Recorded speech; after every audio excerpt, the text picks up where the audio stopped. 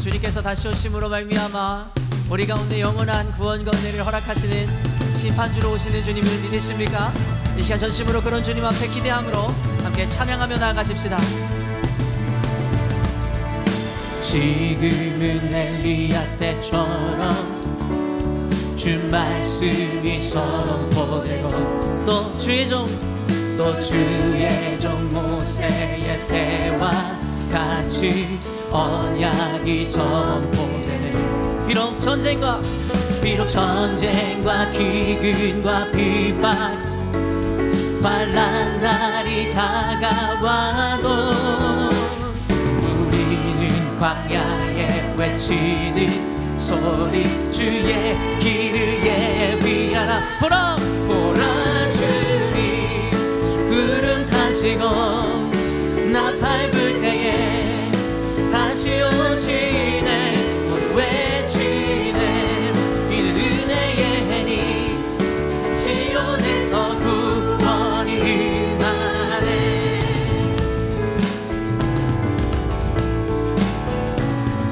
우리 믿음으로 선포하며 고백하십시다. 에스겔의 환상처럼 마른 뼈가 살아나며 또 주의 종 다윗 때와 같이 예배가 회복되네. 추수할 때가 이르러 들판은 휘어졌네.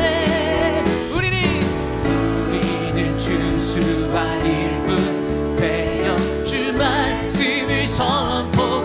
보라 주님 구름 타시고 나 밟을 때에 다시 오시네. 모두 외치세. 이는 은혜의 해니 시온에서 구원이. 보라 주님 할렐루야. 보라 주님 구름 타시고 나 밟을 때에 다시 오시네. 모두 외치세. 이는 은혜의 해니 시온에서. 이제 우리 박수와 목소리로만 주님 앞에 나가십니다. 보라 주님 구름 타시고 나 밟을 때에 다시 오시네. 모두 외치세. 이는 은혜의 해니 시온에서 구원이. 보라 주님 구름 타시고 나 밟을 때에 다시 오시네. 모두 외치세. 이는 은혜의 해니 시온에서 구원이. 우리 가운데 다시 임하신 주님 앞에 영광의 박수 올려드리십시다. 할렐루야. 주님만이 우리 삶의 유일한 소망이시며 심판주로 오실 완전하신 주님이심을 믿습니다. 할렐루야. 아멘.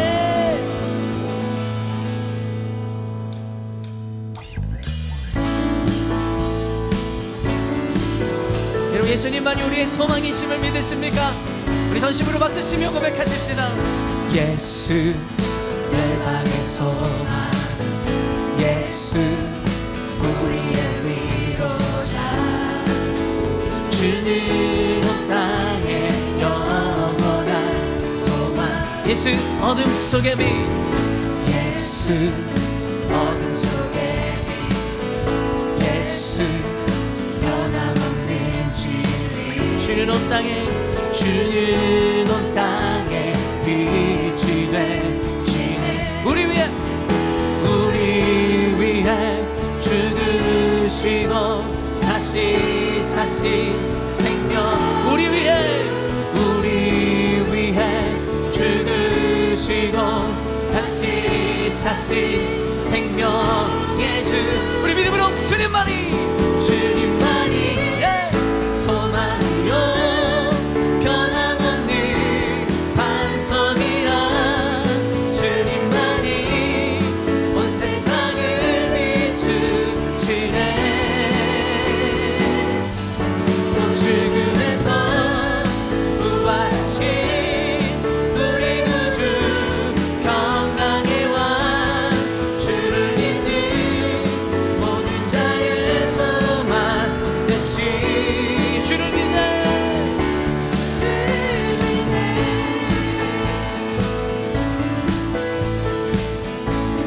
한 번 더 빛대신 주님 앞에 예수 열방의 소망, 예수 열방의 소망, 예수 우리의 위로자, 주는 온 땅에 영원한 소망. 예수 어둠 속의 빛, 예수 어둠 속의 빛, 예수 변함없는 진리에, 주는 온 땅에 빛이 되시, 우리 위해 죽으시고, 우리 위해 죽으시고 다시 사신 생명, 우리 위해 죽으시고 다시 사신 생명, 우리 위해 죽으시고 생명의 주, 주님만이 소망이요 변함없는 반석이라, 주님만이 온 세상을 비추시네.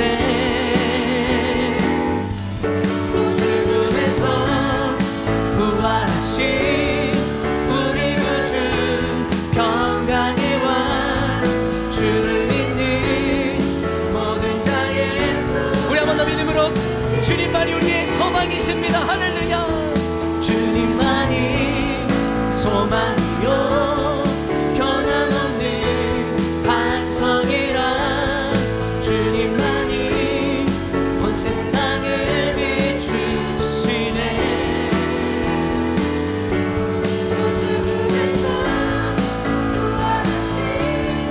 우리 구주 평강의 왕, 주를 믿는 모든 자의 소망 되시, 주를 믿네,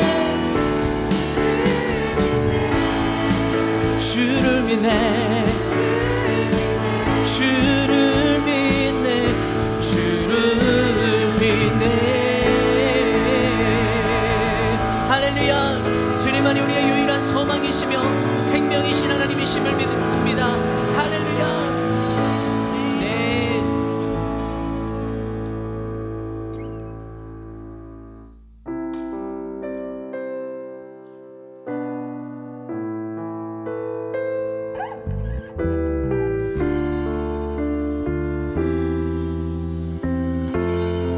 주님 알아보시며 고백하십시다.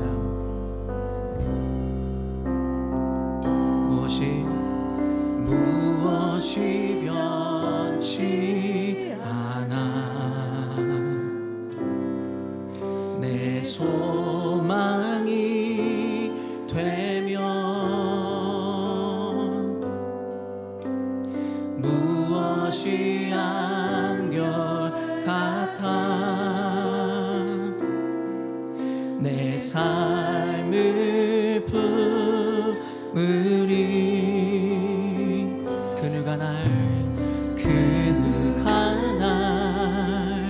만족해 해, 내 영이 쉬면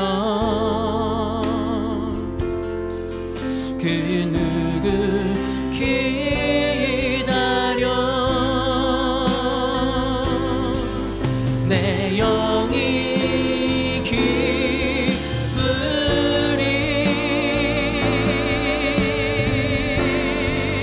십자가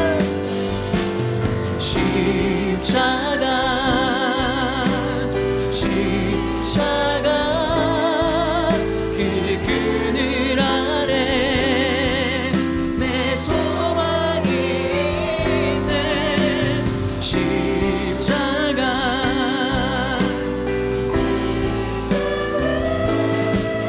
그 그늘 아래 내 생명이.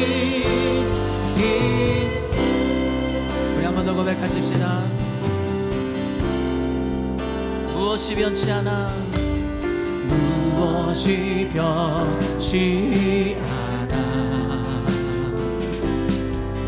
내 소망이 되면 무엇이 한결같아. 내 삶을 부으니 그누가 날 만족해 내 영이 쉬며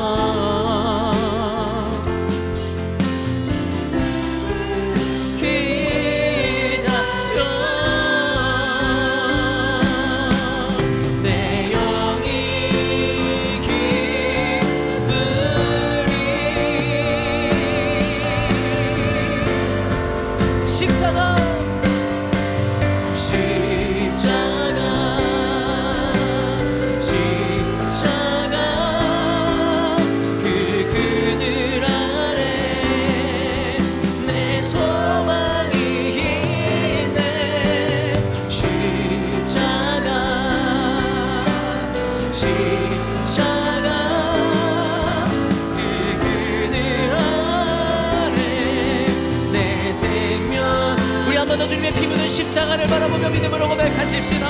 십자가, 십자가, 십자가.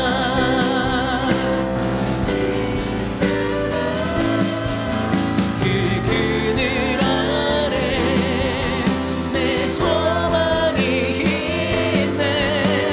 십자가.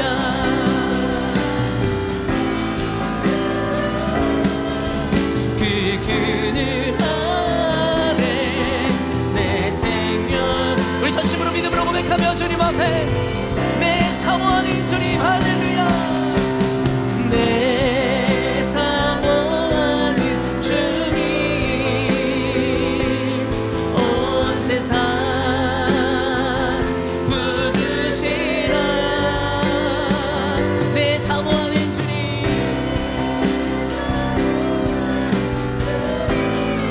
영광의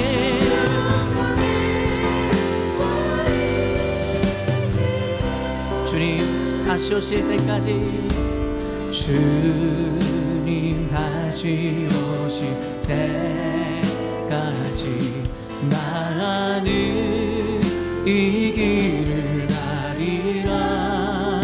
좁은 문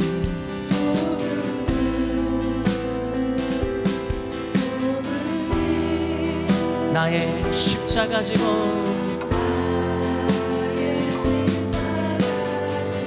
나의 가는 이 길 끝에서 나의 가는 이 끝에서 나는 주님을 보리라. 영광의 내 주님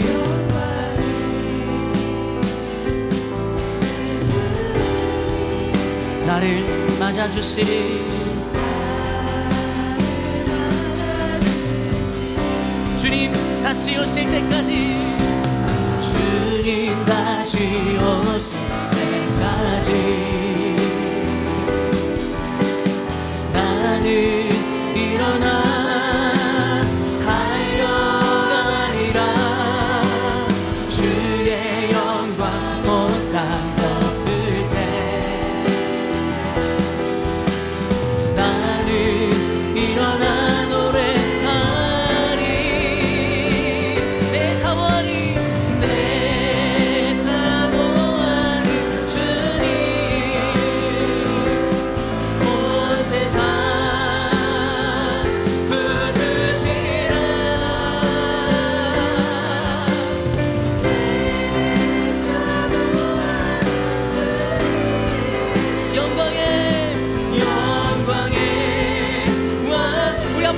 선포하십니다. 내 사모하는 주님 할렐루야. 내 사모하는 주님 온 세상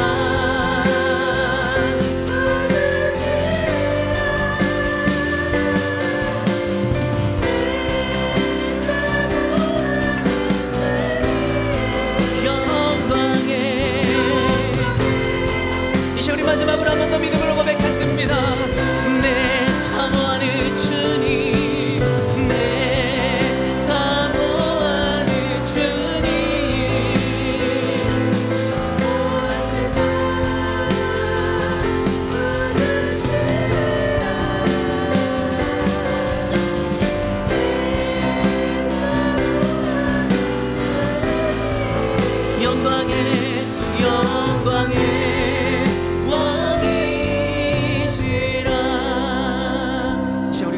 앉으셔서 함께 잠시 주님 앞에 기도하며 나아가겠습니다.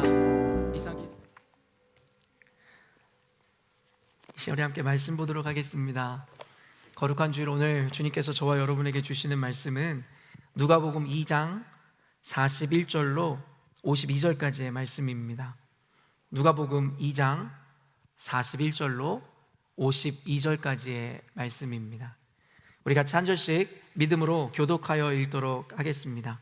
그의 부모가 해마다 6월절이 되면 예루살렘으로 가더니 예수께서 12살 되었을 때에 그들이 이 절기의 관례를 따라 올라갔다가 그날들을 마치고 돌아갈 때에 아이 예수는 예루살렘에 머무셨더라. 그 부모는 이를 알지 못하고 동행 중에 있는 줄로 생각하고 하룻길을 간 후 친족과 아는 자 중에서 찾되 만나지 못함에 찾으면서 예루살렘에 돌아갔더니 사흘 후에 성전에서 만난즉 그가 선생들 중에 앉으사 그들에게 듣기도 하시며 묻기도 하시니 듣는 자가 다 그 지혜와 대답을 놀랍게 여기더라. 그의 부모가 보고 놀라며 그의 어머니는 이르되 아이야 어찌하여 우리에게 이렇게 하였느냐 보라 내 아버지와 내가 근심하여 너를 찾았노라. 예수께서 이르시되 어찌하여 나를 찾으셨나이까? 내가 내 아버지 집에 있어야 될 줄을 알지 못하셨나이까 하시니 그 부모가 그가 하신 말씀을 깨닫지 못하더라. 예수께서 함께 내려가사 나사렛에 이르러 순종하여 받드시더라. 그 어머니는 이 모든 말을 마음에 두니라. 예수께서 함께 읽겠습니다. 예수는 지혜와 지혜와 키가 자라가며 하나님과 사람에게 더욱 사랑스러워 하시더라. 아멘. 오늘은 누가복음 말씀을 통하여 예수님이 없는 교회라는 제목으로 하나님의 말씀을 증거하고자 합니다. 일전에 우리가 아침을 깨우는 말씀에 누가복음 순서가 돌 때에 아마 이 본문에 대해서 여러분과 짧게 나눴던 기억이 났었습니다. 그때도 이 말씀을 여러분과 나누면서 이 시대에 꼭 필요한 말씀인데 제가 짧은 시간에 전하는 게 너무 좀 아쉬운 마음이 있었기에 사실 오늘 여러분들에게 조금 더 자세하게 또 여러 가지 성경적인 근거를 통해 오늘의 그 메시지에 숨겨져 있는 은혜들과 그 복음의 메시지를 여러분과 전하고자 합니다. 우리 여러분들에게 또 한 번만 더 이렇게 믿음의 인사를 했으면 좋겠습니다. 오늘 말씀이 하나님의 음성으로 들려지기를 바랍니다. 이렇게 인사하겠습니다.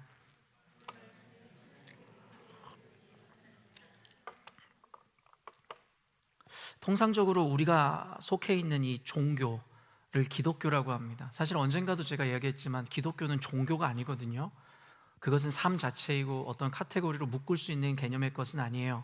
하지만 보편적으로 사람들에게 이해시키기 위해서 우리의 종교는 기독교입니다 라고 이야기할 수 있다는 개념이겠죠.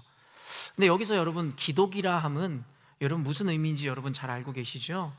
이 기독이라 함은 한자어로 그리스도를 음역한 표현입니다. 그렇기 때문에 순수 우리말로 사실은 이 기독교라는 것을 해석한다면 바로 그리스도교라고 하는 것이 옳은 것이죠. 말 그대로 우리는 예수교, 그리스도교라고 하는 것이 옳은 표현일지 모르겠습니다. 비록 세상 사람들은 교회나 그리스도인들을 비하하려고 예수교라는 이 표현을 쓰고 예수쟁이라고 이야기하지만 제가 방금 여러분에게 설명했듯이 그 말이 꼭 틀린 표현이 아니라는 거예요. 그저 어감 자체에 뭔가 비하적인 느낌이 있을 뿐이지 우리를 예수교라, 예수쟁이라고 하는 말은 조금도 비하가 섞인 말은 아닌 것입니다. 여러분도 잘 알고 계시겠지만 장이와 쟁이의 차이는 알고 계시죠?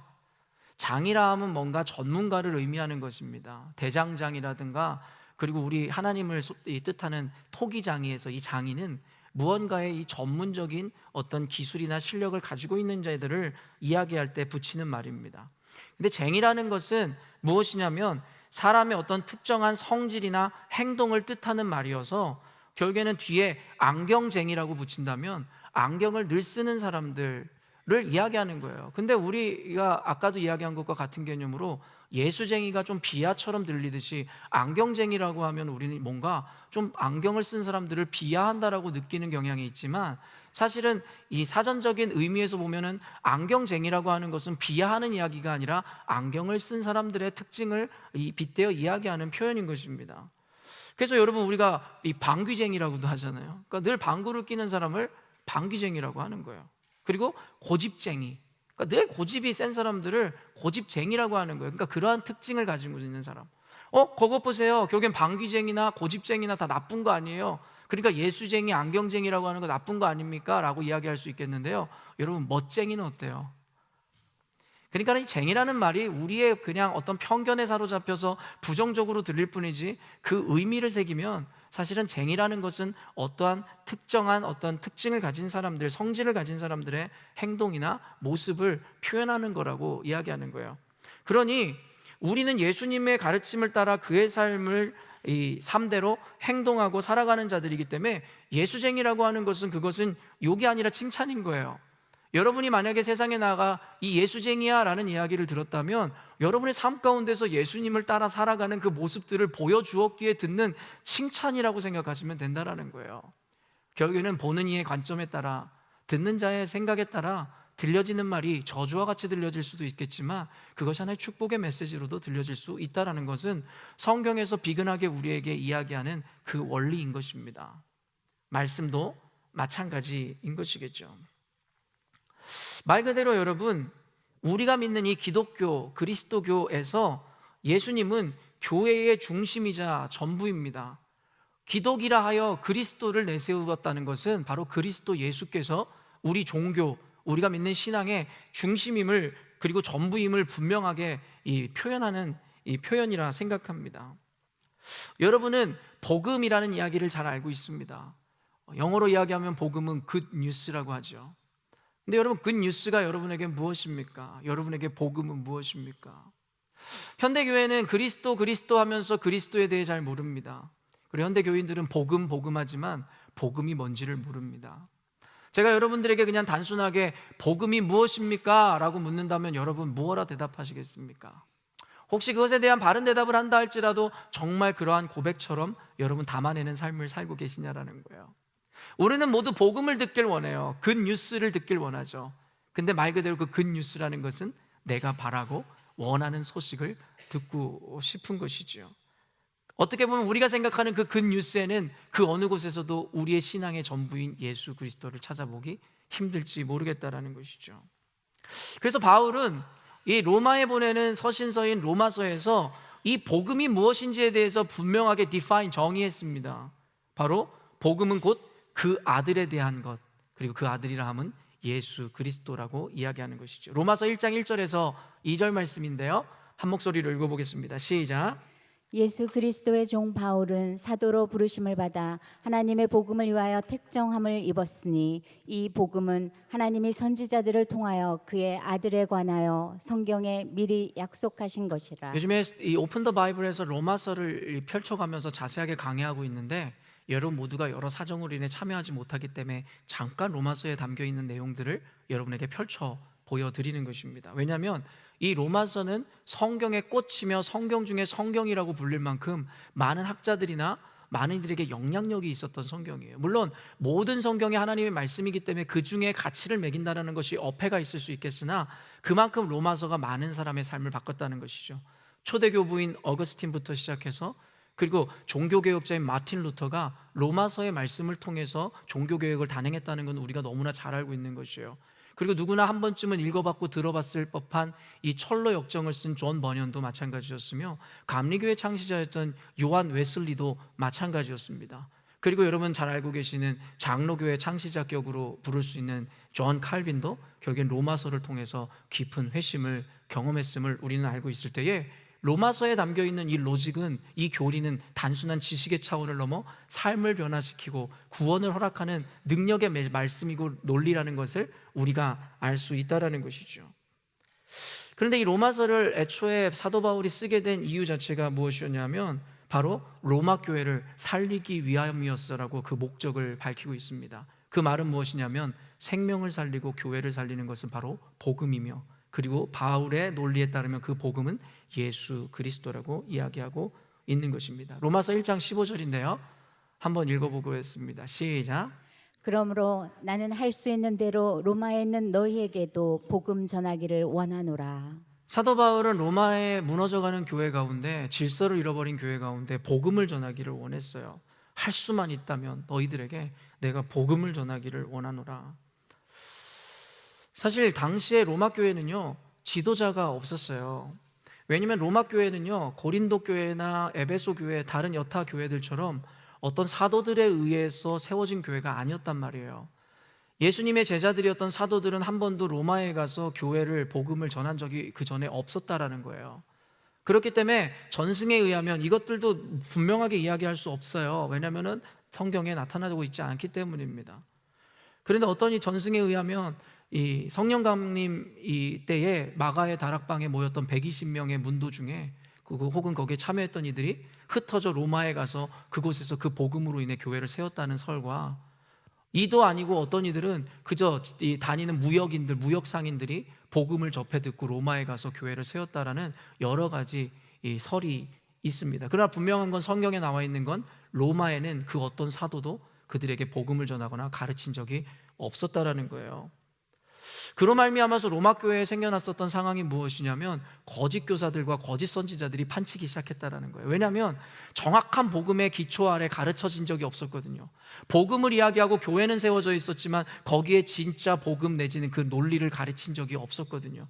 그러다 보니까 이나 저나 아무나 들어와서 자기가 교사고 선지자라 이야기하며 교회를 분란에 그리고 분열에 빠뜨리기 시작했다라는 거예요. 그래서 여러분 잘 알고 있는 브리스길라와 아굴라를 통해서 로마 교회의 상황과 정황을 바로 사도 바울에게 알리게 하였고, 사도 바울에게 와서 사도의 복음을 전해주고 가르쳐달라고 급기야 부탁하기에 이르더라는 거예요. 다만 그때 당시에 이 사도 바울이 로마로 갈 수 없었던 이 이유로 인해서 그가 고린도에서 결국에는 더디오라는 사람을 통해 대피를 하게 되고, 결국에는 여집사 베베를 통해서 로마로 이 서신서를 먼저 보내게 되더라는 것이에요. 제가 이 오픈 더 바이블에서도 나누었지만 여러분 이 이후에 로마 교회에는 굉장한 박해가 일어납니다.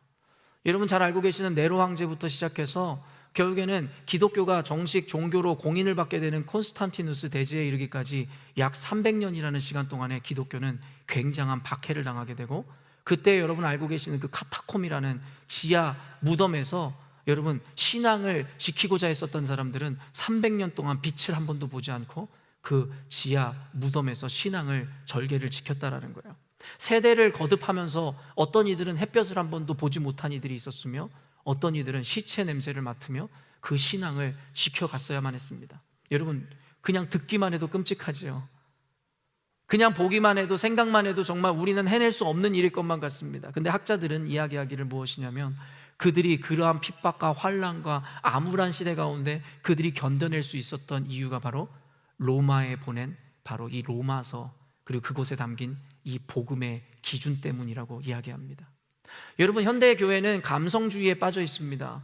그 감성주의는 곧 기복주의로 전환이 되었고, 결국에는 좋은 일이 있을 때는 할렐루야 하나님 감사합니다 땡큐지만, 좋은 일이 안 생기거나 어려움을 당하면 언제 그랬냐는 듯이 한두 번 버텨보다 하나님을 원망하고 교회를 떠나기 일수인 시대를 우리는 살아가고 있죠. 하나님을 오롯이 믿었다기보다 그저 나를 위한 예수님을 만들었던 것이 현대교회의 자화상이었죠. 그런 그들의 감성주의적인 신앙은 카타콤에서 300년은커녕 이 땅에서 1년의 신앙생활도 제대로 해낼 수 없음을 우리는 잘 알고 있습니다. 그렇기 때문에 신앙은 균형이 필요합니다. 뜨거운 마음이 필요하지만 차가운 냉철한 머리가 필요합니다. 그렇기 때문에 영성을 강조하는 것도 중요하고 하지만 결국에는 교리나 신학, 이러한 말씀을 가르치는 것이 아주 중요하고 우리에게 유익하다라는 것입니다. 말씀의 기준은 여러분이 악한 길을 접었을 때에, 잘못된 선택을 할 때에도 여러분에게 바른 길을 제시하는 선생의 역할을 합니다. 그러나 말씀을 알지 못하면 그저 자신의 감정 그리고 자신의 거짓된 논리에 의해서 스스로를 멸망의 길로 이끌어가게 되더라는 것이에요. 그래서 말씀이 중요한 것입니다. 그래야 거짓 교사나 적 그리스도가 교회 안에 들어와 교회의 허무맹랑한 이야기들을 퍼뜨려도 말씀을 근거로 분별해낼 수 있는 거예요. 근데 현대교회가 이렇게 몸소리치고 적 그리스도나 거짓 선생들의 그러한 이 이야기들로 인해서 속아 넘어가는 이유는 단순합니다. 바로 말씀의 부재 때문이죠. 교리의 부재 때문입니다. 그 안에 분명한 기준이 없으니까 사람의 말이나 감성을 자극하는 것에 의해 그저 스스로 무너질 뿐인 것이겠죠. 결국 이 복음이 교회를 살리고 견디며 더 나아가 이기게 하는 것입니다. 복음이 아까 뭐라고 이야기했죠? 예수 그리스도입니다. 사도 바울이 이야기한 그 예수 그리스도가 결국엔 로마 교회를 온갖 핍박에서 300년간 지켜내게 하셨던 것이고, 지금 이 순간 저와 여러분들에게 이 신앙의 여정을 견디고 지켜내게 하기 위해서 복음이 선포되고 있는 것입니다. 그리고 오늘 여러분들에게 전해지는 그 복음은 바로 예수 그리스도에 관한 것입니다.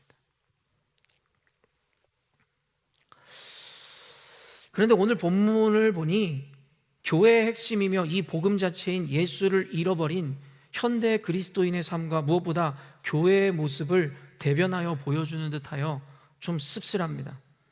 어린 예수를 잃어버린 요셉과 마리아는 이 49절의 말씀의 내용을 통해 어떠한 이 내용을 통한 역설을 보여주게 되는데요, 오늘 본문 이따가 함께 자세히 살피겠지만 6월절에 참여하고자 했었던 부모인 마리아와 요셉, 그들은 예수 그리스도를 많은 인파 속에서 잃어버립니다. 그리고 심지어는 잃어버린 것조차도 알지 못하더라는 것입니다. 왜 이 내용을 썼을까요? 누가복음에만 유일하게 기록된 내용이거든요. 단순히 마리아와 요셉을 모욕하기 위해서 이 말씀이 쓰여진 것이 아니라는 것은 우리는 분명히 알고 있죠. 49절에서 그 역설을 보여주는데 49절 말씀 한번 띄워주시겠어요? 읽습니다. 시작. 예수께서 이르시되 어찌하여 나를 찾으셨나이까?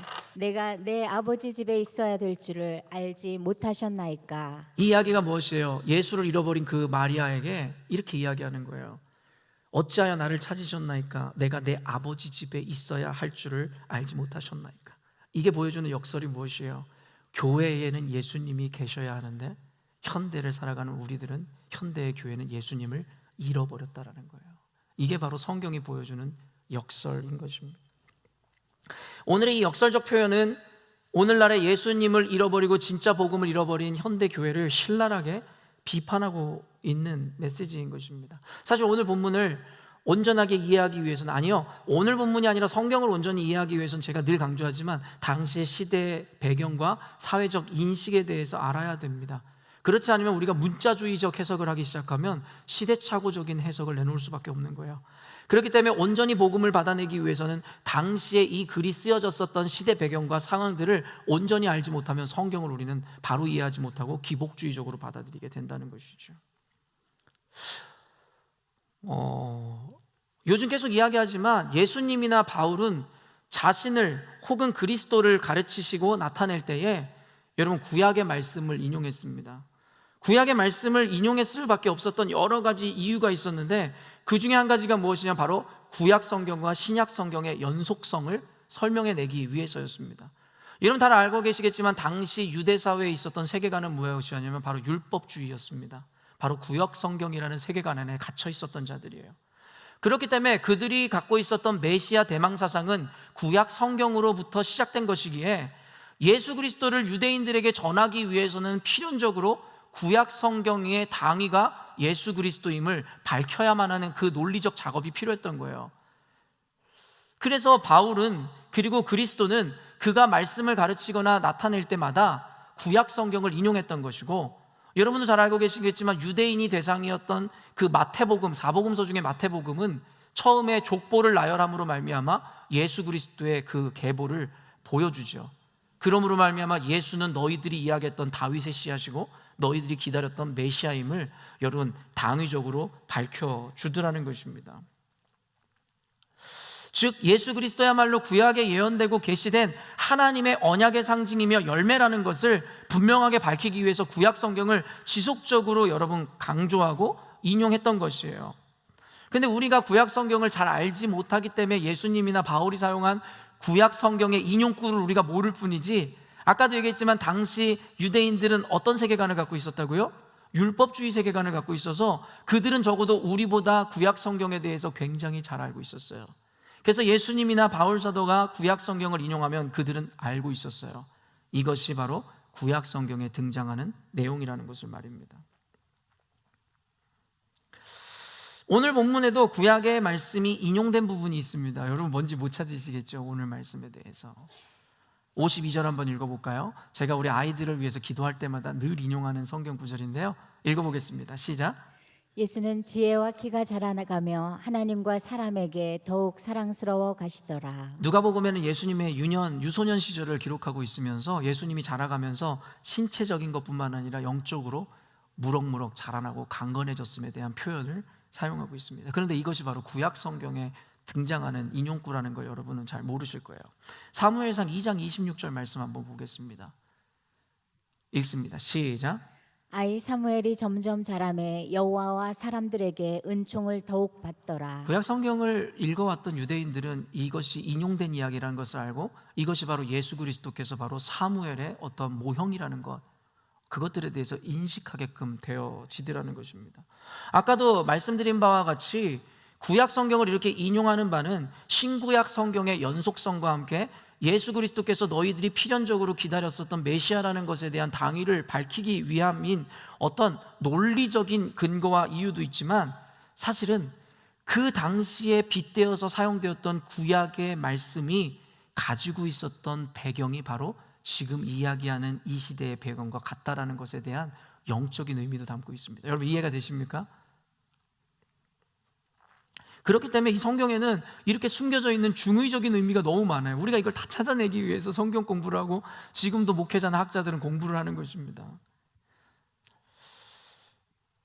일단 예수님은 하나님의 보내심을 받은 선지자며 유일한 영적 역할도 병행하였던 사사 사무엘과 같은 사명이 있음을 암시하는 것이죠.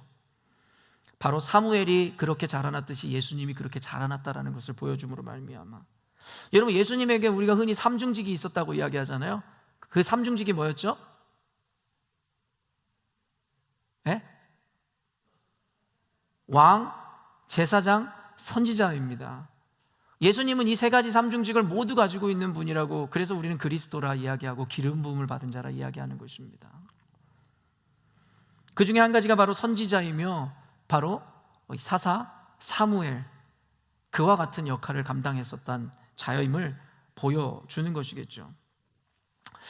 그럼과 동시에 이러한 대꾸는 사무엘 시대와 예수님 당시 시대의 유사성을 설명하는 것이죠.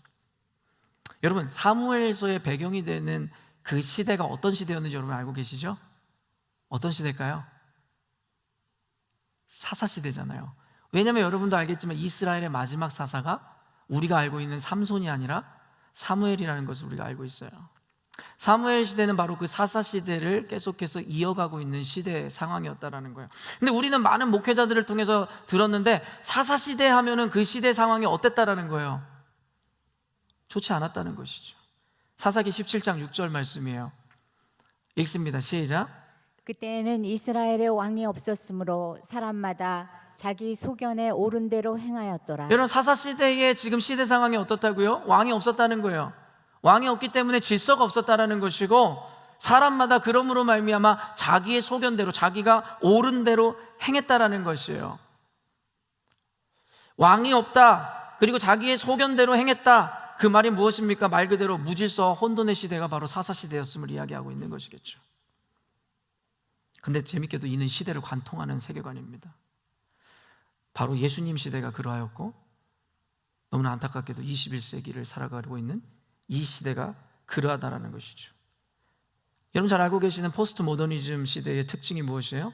절대 진리나 절대성이 사라져 기준이 사라지고 각자가 옳다라고 이야기하는 시대를 살아가고 있습니다. 기독교가 왜 현대사회에서 힘을 못 발휘하느냐? 그들 안에 여러분 절대주의가 아니라 상대주의 세계관을 갖고 있기 때문입니다. 왜 너만 진리고 왜 기독교에만 진리가 있냐? 무슬림에도 진리가 있고 불교에도 진리가 있고, 왜 너 말만 맞냐? 내 말도 맞고 제 말도 맞다. 얼핏 보면 참 합리적이고 좋은 이야기 같지만 그것이 바로 본질을 흐리게 되는 것이에요. 세상에는 선과 악이라는 것이 존재합니다. 너도 옳고 나도 옳고가 아니라 선과 악이라는 그것에 대해 말씀의 기준으로 말미암아 우리는 그것을 치리하기도 하고 그것에 대해서 세워주고 상주기도 하는 것입니다. 그게 바로 선과 악이라는 것에 대한 절대적 기준입니다. 근데 현대를 살아가는 자들은 그러한 기준이 없어요. 너도 맞고 나도 옳고. 그리고 요즘에서의 갑은 누군지 아세요? 상처받은 자가 갑인 것이죠. 옳고 그름 같은 건 중요하지 않아요. 내가 그 옳음 때문에 상처를 받았다면 결국에는 나에게 그 옳은 말을 한 사람이 잘못이고, 옳은 말이지만 상처받은 내가 피해자라는 것이죠. 여러분 이 이야기를 잘 들으셔야 돼요. 이게 지금 저와 여러분이 살아가는 이 시대상이에요. 그리고 이 시대상은 우리 시대에만 존재했던 것이 아니라 예수님 그 당시에도 있었고 사사시대에도 있었던 시대라고 성경은 우리들에게 이야기하고 있는 것이죠. 왕이 없습니다. 절대자가 없습니다. 그로 말미암아 법치가 무너진 이 시대가 나타나게 되는 거예요.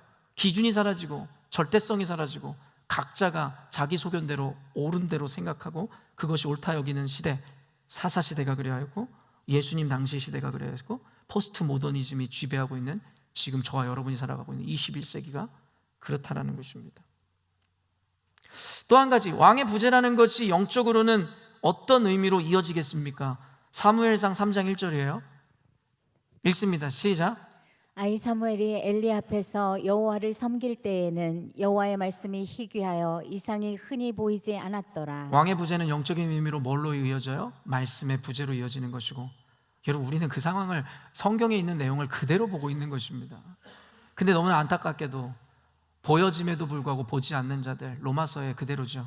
하나님을 알만한 것을 분명히 말씀하시고 보여주셨음에도 불구하고 하나님을 알만한 지식과 은혜를 주셨음에도 하나님을 부정하고 결국엔 자신이 만들어낸 우상과 금수의 형태로 우상을 만들어 자신을 지혜롭다 여기더라는 것, 그게 바로 로마서에서 이야기하는 것이죠. 다시 한번 얘기하지만 로마서 강의 여러분 꼭 들어오세요. 그래야 복음이 뭔지를 알게 되는 거예요. 여러분 교회 20년 30년 다닌다고 복음을 아는 게 아니에요. 도리어 잘못된 열심과 신앙은 교회를 더 무너뜨리고 자신을 멸망의 길로 이끌 수 있다는 거. 여러분 바른 지식과 바른 복음을 알아야 되는 거예요. 당시 초대교회가 무너졌던 이유는 자신이 신앙 없다 하는 이들 때문에 무너진 게 아니에요. 거짓 교사들과 온전한 복음을 알지 못하는 이들에 대한 가르침으로 인해서 교회는 무너진 것이에요. 그렇기 때문에 여러분 복음을 붙잡으셔야 됩니다. 말씀의 부재로 이어집니다.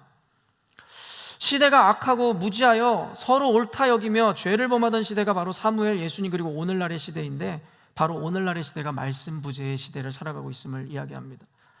왕의 부재와 말씀의 부재가 어떻게 연결되냐고요? 예수 그리스도의 부재가 어떻게 연결되냐고요? 이 로직은 단순하죠. 요한복음 1장 1절 시작. 태초에 말씀이 계시니라.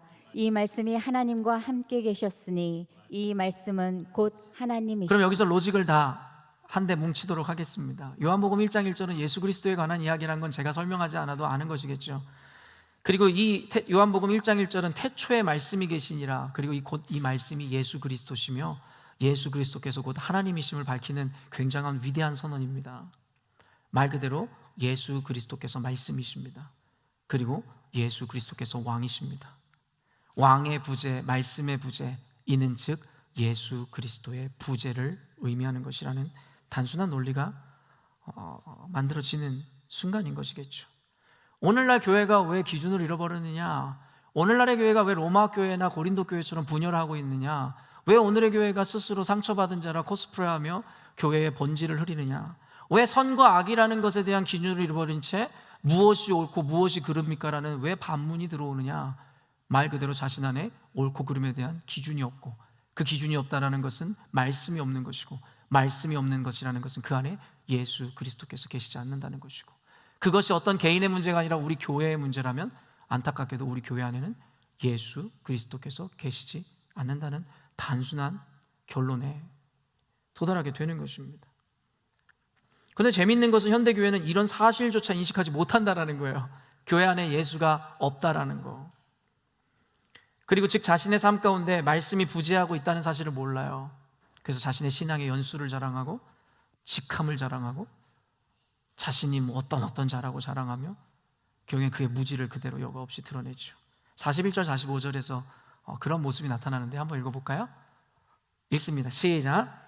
그의 부모가 해마다 6월절이 되면 예루살렘으로 가더니 예수께서 12살 되었을 때에 그들이 이 절기의 관례를 따라 올라갔다가 그 날들을 마치고 돌아갈 때에 아이 예수는 예루살렘에 머무셨더라. 그 부모는 이를 알지 못하고 동행 중에 있는 줄로 생각하고 하룻길을 간 후 친족과 아는 자 중에서 찾되 만나지 못함에 찾으면서 예루살렘에 돌아갔더니, 저는 이 본문을 읽으면서 뭔가 이해가 될 법하면서도 정말 비상식적인 일이라는 생각이 들었어요. 오늘날의 교회에서 일어나는 일들처럼 말이에요. 뭔가 상식적인 것 같은데 비상식적이에요. 정말 애매하죠. 그러니까 사람들이 농간에 놀아나게 되는 것입니다. 바로 자식을 잃어버렸는데도 먼 길을 떠난 그의 부모의 모습, 그리고 심지어 그것을 알지 못했노라 표현되어지는 이 함께 부모로서의 비상식을 보여주죠. 물론 정황상 아까도 얘기했지만 이해가 될 법도 했댔어요. 왜냐하면 오늘 본문을 보면요, 6월절 이 절기를 지키기 위해서 관례대로 그들이 올라갔던 거예요. 6월절이라는 것은 유대인들에게 3대 절기 중에 하나였고 최대 행사였어요. 그러니까 얼마나 전국 각지에서 다양한 사람들이 인파가 몰렸겠냐라는 거예요. 그러니까는 아이를 잃어버리는 것이 그럴 법도 하다는 게 그 얘기예요. 우리도 아이들 한번 잊어버린 경험이 있으실 거잖아요. 근데 제가 넌센스라 하는 이야기는 뭔지 아세요? 그들이 예루살렘을 떠나 다른 지역을 갈 때까지 자기 자식이 자기랑 있는지를 몰랐다는 거예요. 여러분, 이것이 센스입니까? 넌센스입니까? 이해될 법한 일입니까? 이해 안 될 법한 일입니까? 여러분, 저는 이 본문을 읽으면서 옛날에 그 나홀로 집에라는 영화가 생각났어요. 여러분 본 기억이 나시죠? 크리스마스 때마다 여러분 단골로 틀어주는 영화잖아요. 그 영화의 소재랑 똑같아요. 내용이 그 부모랑 가족들이 대가족이 아침에 크리스마스 여행을 떠나기 위해서 외국으로 가는데 막 이 물건을 챙기는 게 너무 바빴죠. 이해될 법하죠. 근데 그들이 공항에 가고 심지어는 비행기를 타고 외국에 가는데도 자기한테 아들이 지금 같이 없다는 걸 모르더라는 거예요. 그래서 나홀로 집에는 어때요? 혼자 집에 남은 아이에게 강도들이 침입하고 그 아이가 그 강도들을 퇴치하는 그 고군분투하는 장면을 그린 코미디 영화가 바로 나홀로 집에라는 영화인데, 이것이야말로 성경에 나와 있듯이 결국에는 이 영화가 이야기하듯이 넌센스고 결국에는 말 그대로 코미디인 거죠. 어떻게 내 자식이 내 옆에 없다라는 것을 인식도 하지 못한 채 먼 타국으로 갈 수가 있냐라는 거예요. 이걸 상식이라고 얘기한다면 여러분 잊지 마세요. 여러분이 지금 비상식적인 사람이라는 거예요. 근데 예수님께서 오늘 말씀을 통해서 뭘 얘기하는 줄 아세요? 너희들이 지금 예수님과 동행하지 않으면서 예수가 교회에 없는데 너희들은 교회에 예수님이 없다는 사실조차도 인식하지 못한다는 것이고, 말씀이 없는데 말씀이 없다는 것조차도 인식하지 못한다는 거예요. 교회가 아니라 인생에도요.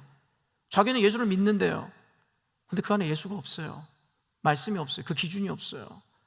주여 주여 하는 자마다 천국에 들어가는 것이 아니라 아버지의 뜻대로 행하는 자라야 천국에 들어갈 수 있다. 여러분 수십 년 신앙생활 했다는 거 자랑하지 마세요. 그 안에 기준도 없고 말씀도 없고 예수도 없으면 예수님을 만났을 때 예수님은 당신들이 누군지 모른다 할 것이기 때문입니다. 여러분에게 물어보세요. 자문하세요. 과연 여러분의 인생 가운데 예수님이 계십니까? 그 말씀이 있습니까? 그리고 우리 교회에 물을까요? 우리 교회에 정말 예수님이 계신 걸까요? 정말 말씀이 기준되어 있을까요? 그저 여러분의 상식과 여러분의 감정과 그저 거짓 교사들의 여러분 여러 가지 유혹들에 너무나 분별력을 잃어버린 채 쉽게 넘어가고 있는 것이 바로 저와 여러분, 우리 현대를 살아가는 우리의 모습은 아닐까요? 교회에 악인이 있는 건 필연적입니다.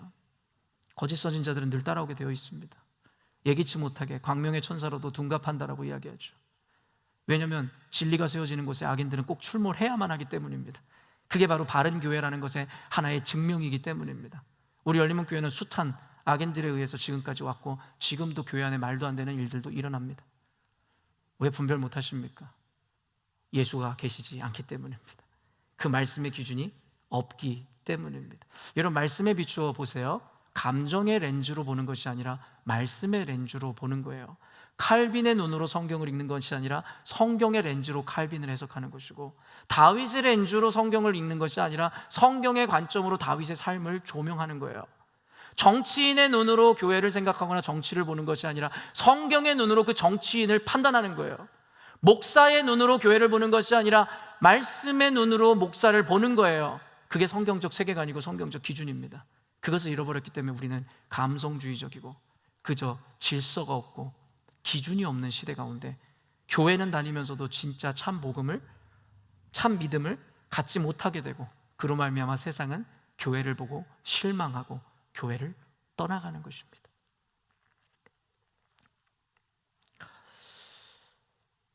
말 그대로 넌센스고 코미디입니다. 그리고 오늘 본문에서는 제가 다루지 않으려고 그랬는데 아까 본문을 읽으면서 정말 어처구니 없는 본문이 나와 그냥 한번 읽어드릴게요. 48절인데요 제가 읽어드릴게요. 오늘 본문에 그의 부모가 보고 놀라며 그의 어머니는 이르되 아이야 어찌하여 우리에게 이렇게 하였느냐, 보라 내 아버지와 내가 근심하여 너를 찾았노라. 여기서 지금 얼마나 비상식이 발견되는지 아세요? 여러분 자기의 잘못을 아이에게 책임 전가하죠. 그 말이 뭐냐면 부모가 자신들이 넌센스이면서 예수 그리스도를 책망하는 제자들과 똑같은 거예요. 아이야 어찌하여 우리한테 이랬냐라는 거예요. 아니, 아이를 보호해야 되는 것이 부모의 책임이지 여러분 아이가 부모에게 알려줘야 되는 거예요? 이게 넌센스라고요. 여러분, 우리가 여러분 오히려 예수님을 원망하고 이런 교회에서 바른 것을 가르쳐주는 사람한테 책임을 전가해요. 기준을 제시하고 말씀을 가르치는 자를 오히려 악인으로 몰아가죠. 그러니까 현대교회에는 참된 복음을 선포하는 목회자들이 레어한 겁니다. 왜냐하면 그런 사람들을 현대 그리스도인들이 다 내쳐버리기 때문입니다. 오직 복음을 가르치면 내쳐버리고 자신들의 만족을 채워주는 목회자들을 세워 대형교회를 만들어가죠. 그러니까 현대 참 목자가 사라지는 것이고, 근데 너무나 감사하게도 성경에서는 그것이 normal, 그것이 정상이라 얘기하니 참으로 개탄스럽지 않을 수가 없죠. 오늘 이 우스꽝스러운 일들이 여과없이 그 부모를 통해 보여주죠. 그리고 그 부모를 부끄럽게 합니다. 우리는 흔히들 바빠서 기도 못하고 예배 못 드리고 바빠서 정신없어 말씀 볼 겨를이 없다고 합니다. 이것이 바로 또 넌센스입니다. 우리 신앙의 전부가 예수 그리스도고 말씀인데, 예수 그리스도와 말씀이 직장 생활이 바쁘고 사회 생활이 바쁘고 취미 생활이 바빠서 할 수 없다니, 전 이것도 넌센스라 생각하는데 여러분은 어떻게 생각하십니까? 이것이 바로 6월절 많은 인파 속에서 가장 소중한 아들을 잃어버리고도 인식하지 못하는 그 부모의 모습과 동일한 것입니다. 돈을 벌어야 되니까 교회에 헌신을 못한대요. 여행 가야 되기 때문에 교회 예배를 못 드리겠대요. 사람들이랑 약속이 있어서 오늘 제자 양육을 받지 못하겠대요. 인생이 너무나 힘들고 바빠서 말씀을 못 보겠대요. 돈 벌어야 될 시간이 없어서 기도를 못 하겠대요. 지금 메시지가 여러분 마음을 너무 지금 찌르죠? 그것이 복음입니다. 여러분 듣기 좋은 얘기 하려고 제가 여기 서 있지 않아요. 복음을 가르치고 바른 말씀을 주려고 여기 서 있습니다. 늘 강조하며 다시 한번 이야기합니다. 전 여러분에게 인기를 얻는 목사 따위는 관심 없어요. 인기가 있든 말든 관심 없어요. 저는 그냥 복음을 전합니다. 그게 제 사명이고, 심지어는 모두가 교회를 떠나가고 여러분 모두가 저를 등져도 상관없습니다. 저는 말씀을 전하고 복음을 전하는 자입니다. 그리고 제가 전하는 복음과 말씀이 틀리다면 제가 교회를 떠나는 날인 거죠. 그것은 여러분이 분별하시면 될 뿐이고 그뿐입니다. 이는 흡사 요즘에 여러분들에게 좀 적용하길 원하는 것은 돈 벌어야 되고 자식을 위해 돈 벌어야 되고 자식을 위해서 내가 이것도 해야 되기 때문에 결국엔 가장 귀한 자식은 뒷전에 밀려있는 현대 가족의 모습이랑 똑같죠. 자식을 위해서 돈 번대요. 이런 이야기하면 현대 직장인들은 그래도 어쩔 수는 없습니다. 어쩔 수 없겠죠. 그러니까 성경의 상식이 우리의 상식이 되지 못하는 거예요. 왜냐면 여러분의 상식으로 성경의 상식을 끼워 맞추려고 하니까요. 돈 벌지 말란 얘기가 아니죠. 개념을 다시 한번 여러분 생각해 보라는 거예요. 주객이 전도되었죠. 자식을 위해서 돈을 번다, 자식을 위해서 시간이 없다, 결국엔 그 소중한 자식 시간 다 날아가고 부모와의 시간 같은 건 존재하지 않는 거죠. 교회도 마찬가지고. 좀 본질적으로 오늘은 좀 깊이 고민해 보시라고 제가 좀 더 seriously 여러분에게 이야기합니다. 말씀은 아무리 바쁘고 정신이 없어도 놓아서는 안 되는 것이에요. 예수는 여러분의 생각과 관념과 여러분의 감정과 다르다고 해서 놓아도 되고 안 되고 그런 성질의 것이 아니에요. 우리 전부예요. 여러분의 자식은 돈 벌어야 돼서 여러분이 바쁘기 때문에 돌보지 않아도 되는 그러한 정당성을 주는 인물이 아니에요. 여러분 자식은 여러분 만사 제쳐놓고 여러분에게 최고 가치가 되어야 되는 거예요. 이 부모들처럼 너 어찌하여 네 부모를 근심하게 했냐고요? 예수님을 책망해요 도리어? 자식들한테 오히려 뭐라 해요? 아니요, 여러분 스스로를 봐야죠. 저를 돌아봐야죠.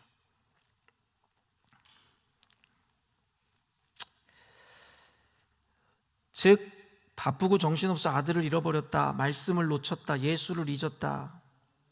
비상식적이지만 오늘 본문에 나타나듯이 우리 사회와 인생 그리고 교회에 흔하게 나타나는 현상이 되어버렸습니다. 여기서 여러분 선택하시죠. 더 이상 그냥 예수를 믿지 않기로 결정하든지, 예수를 믿으려면 생명 걸고 믿든지, 이도저도 아니라면 죽도 밥도 아니고 결국 여러분은 시간만 허비하실 뿐 하나님은 여러분을 모른다 하실지 모릅니다. 라오디게아 교회의 미지근한 미신앙을 보면서 차지도 없지도 않고 너희들은 내가 끝끝내 토에 내쳐버리라 말씀하시는 그 말씀의 그 대상이 혹 제가 될까? 혹 여러분이 될까? 우리 교회가 될까? 두렵습니다. 그것이 저를 두렵게 하는 것입니다. 그것이 바로 제가 이곳에 있는 이유이고 하나님이 저를 열린문교회 담임 목사로 세우신 이유겠죠.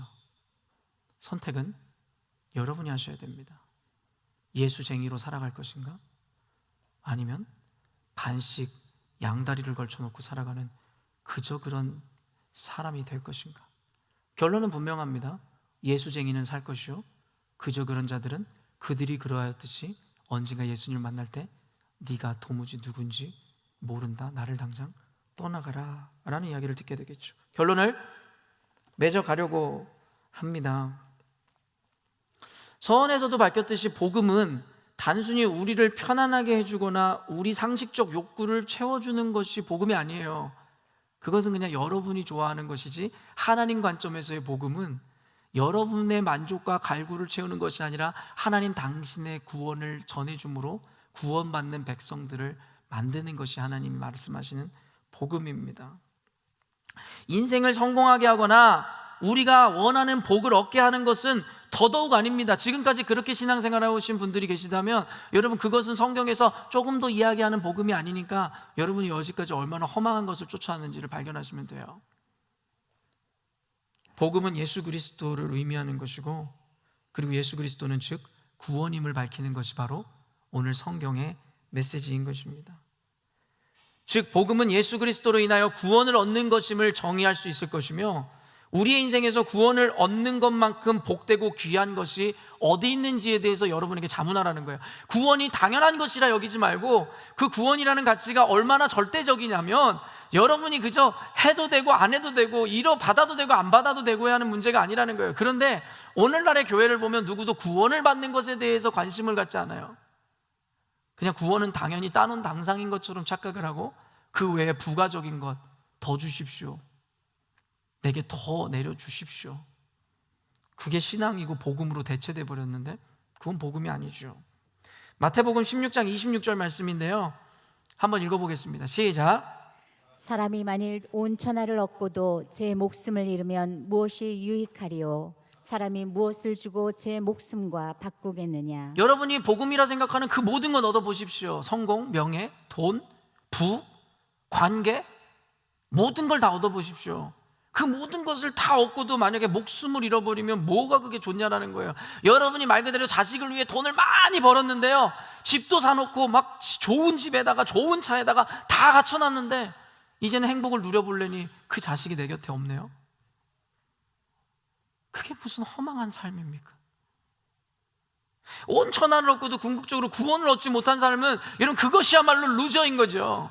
세상에서 여러분 재벌이 되고 세상에서 많은 것을 가져도 결국에 나중에 구원을 얻지 못하는데, 여러분 근데 왜 여러분은 참된 가치와 전부의 가치를 그렇지 않은 가치들과 바꿔버립니까? 아까도 얘기한 로마서에서 이야기하는 것처럼 왜 이 복음을 여러분이 금수와 버러지의 형상으로 바꿔서 여러분 왜 그런 것들을 믿고 살아가냐는 거예요. 왜 그것이 여러분의 하나님이 되는 삶을 살아가시냐는 거예요.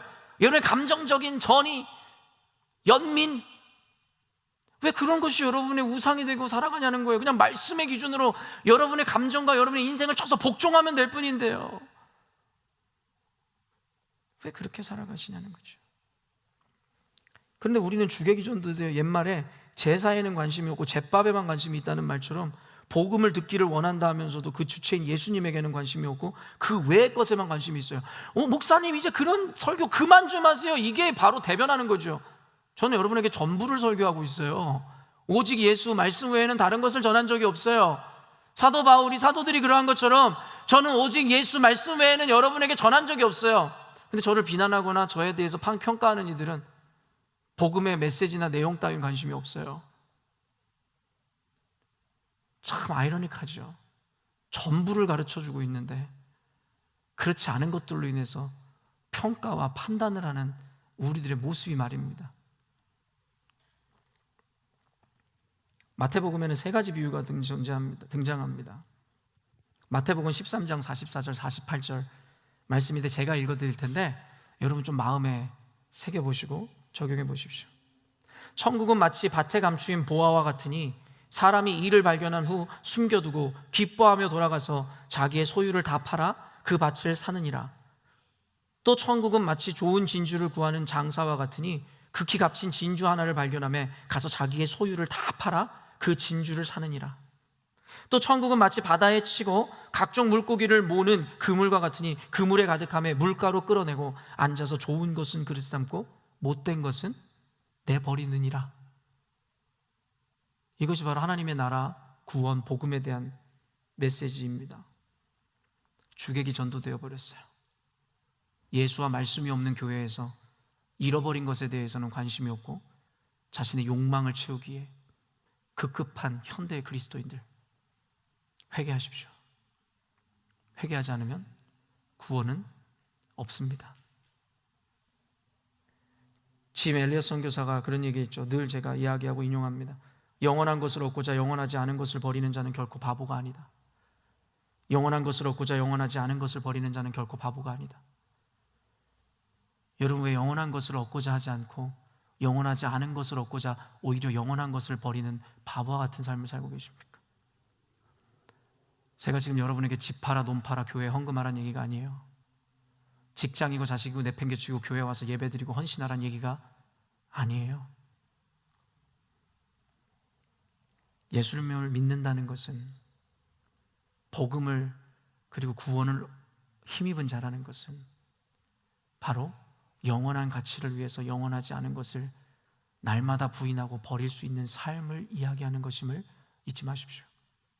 우리가 자녀를 위해 내 생명도 버릴 수 있듯이 교회의 전부이신 예수 그리스도를 위해서 내 감정도, 내 친구도, 내 가치관도, 심지어는 가족도 하나님 앞에 내려놓을 수 있어야 하는 것이죠.